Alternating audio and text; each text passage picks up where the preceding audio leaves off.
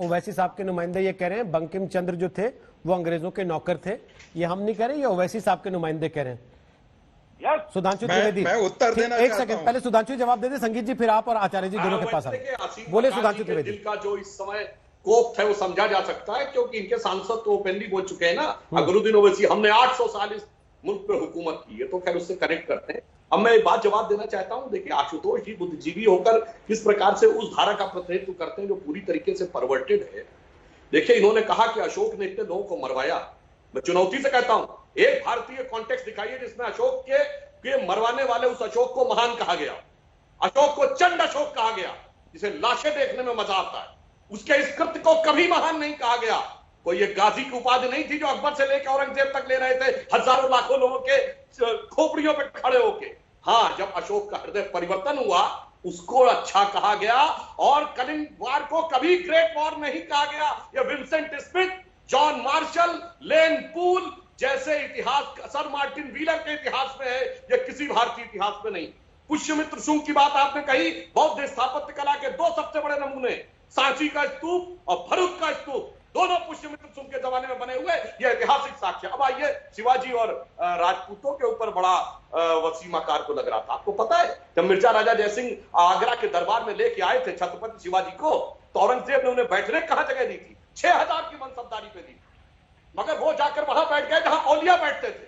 औरंगजेब का एक इशारा होता, शिवाजी की गर्दन काट दी जाती। पर इतिहास में यह लिखा है कि जैसे ही उनके सेनापति आगे बढ़े, औरंगजेब ने देखा कि जितने राजपूत राजा थे सबकी हाथ अपने तलवारों की मूठ पर थे, और औरंगजेब ने इशारा किया कि वो रुक जाए। जिसका महाकवि भूषण ने लिखा है कि भूषण बनत महावीर बल कन लागो, सारी पातशाही के उड़ाए गए जियरे, और तमक के लाल मुख शिवा का निरख भय, शाह मुख नवरंग सिपारंग पियरे। इसलिए जो आपने कहा, और जितने राजपूत राजा मराठा लड़ते हो या महाराजा रणजीत सिंह, एक का इतिहास बताइए जहां किसी दूसरे मतावलंबी का धार्मिक स्थल तोड़ा गया हो। कभी बताइए जहां बलात्कार हुआ हो, कभी आम जनता का नरसंहार हुआ हो। मगर मुगलों ने हमेशा, वहां से लेकर टीपू तक, हमेशा मारना, बलात्कार करना, ठीक है, मंदिरों को तोड़ना, ये सब कुछ हुआ। इसलिए इस परंपरा से जोड़ना सर्वथा गलत है। मैं चुनौती से कहता हूं, आशुतोष जी भी है, ये भी है। बताइए, हिंदू पद पातशाही छत्रपति शिवाजी का नाम था, हिंदू पद पातशाही, एक मस्जिद तोड़ी गई हो। चुनौती से मैं बताता हूं। ठीक है, आशुतोष जी उंगली उठा रहे हैं, आपकी चुनौती को स्वीकार कर रहे हैं सुधांशु जी। वो एक सेकंड, लेकिन और वो उस जमाने में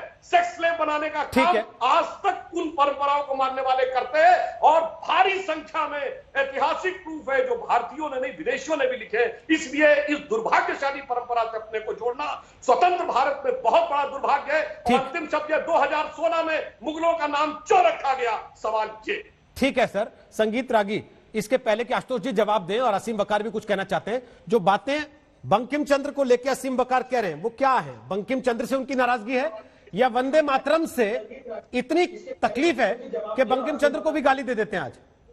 देखिए, इसका बहुत कारण मैं आपको बताता हूं। बंकिम चंद्र जुडिशियल मजिस्ट्रेट थे, और वैसी स्थिति में उन्होंने अंग्रेजों के खिलाफ भी एक्शन लिया था, इनको मालूम नहीं है। दूसरी बात, आनंद मठ में उन्होंने एक बात कही, और उस आनंद मठ को एक बात पढ़िएगा तो एक रहेगा कि ये एक मलेच्छों की संस्कृति थी, और भारत जब ब्रिटिश आए तो उनको लगा कि कम ठीक है, हम कॉलोनियल पीरियड में तो हैं, लेकिन यहां ऐसी राक्षसी ताकतें तो नहीं है जो आपके धर्मोपासना की चीजों को भी अपवित्र करे, रोज मंदिर तोड़े, रोज बलात्कार करे, रोज जनेऊ तोड़े, रोज गाय की मांस खाए। 1793 में पहला गाय के आधार पर वो दंगे हुए थे। तो भारत का हिंदू समाज ने, ये ठीक है, लगा कि अरे इन दानवों से तो मुक्ति मिली है, इन मुगल ये तो दानव ही हैं। और मैं इनको बता दूं, भारत का एक जो सूफीज्म का जो क्लासिकल ऑथर है, उसने अहमद शाह अब्दाली को इनवाइट किया था, जिसको दिल्ली माइनॉरिटी कमीशन के चेयरमैन ने कहा था कि उन्होंने इस्लाम की बड़ी सेवा की है। उन्होंने कहा था कि यदि अहमद शाह अब्दाली दोबारा नहीं कब्जा करोगे तो औरंगजेब के मृत्यु के बाद यहां पर सिखों और जाटों का, मराठों का आधिपत्य हो जाएगा दिल्ली पे। तो ये तो इस देश में इस्लाम की मानसिकता है। दूसरी बात, इस्लाम जहां जहां गया, सुन लीजिए, नहीं साहब प्लीज मुझे बोलने दीजिए। इस्लाम जहां जहां, देखिए कनेक्शन ही कट गया आपका, इंटरनेट डाउन हो गया आपका। आचार्य प्रमोद कृष्णम। बोलिए फटाफट अपनी बात। ये जो कह रहे हैं कि ये एक मानसिकता है और हम नाम बदल के उस मानसिकता से छुटकारा चाहते हैं, लेकिन मानसिकता से छुटकारा कैसे मिलेगा जब बंकिम चंद्र को गाली दी जाएगी इसलिए कि उन्होंने वंदे मातरम लिखा था और वंदे मातरम का विरोध करना है मंचों पे खड़े होके। मानसिकता से छुटकारा, हाँ, देखिए रोहित सरदाना जी, पहली बात तो ये बहस ना तो इस्लाम पे हो रही है ना हिंदुत्व पे हो रही है। महाभारत की लड़ाई में कितना बड़ा कत्लेआम हुआ लेकिन कोई मुसलमान नहीं था, और करबला की लड़ाई में कितना बड़ा कत्लेआम हुआ कोई हिंदू वहां नहीं था। ये बहस आपने जो रखी है ये इसलिए रखी है कि जो गुलामी के प्रतीक हैं उनका नाम बदल दिया जाए तो उनकी याद नहीं आएगी। मैं इससे सहमत नहीं हूं। मैं नाम बदलने का स्वागत करता हूं, मैं नाम बदलने तक सीमित नहीं रहना चाहता, क्योंकि अगर मान लीजिएगा कुतुब मीनार का नाम पंडित दीनदयाल उपाध्याय मंच रख दिया जाए तो क्या हम ये भूल जाएंगे कि ये कुतुबुद्दीन के द्वारा बनवाई गई थी? ताजमहल का नाम बदलने से कुछ हो जाएगा? या तो इनको सबको मिटा दिया जाए या फिर इस पे सियासत ना की जाए। अपनी अपने तर्कों से अपनी अपनी बातें रखकर अपनी सियासी रोटियां सेकने की कोशिश हो रही है।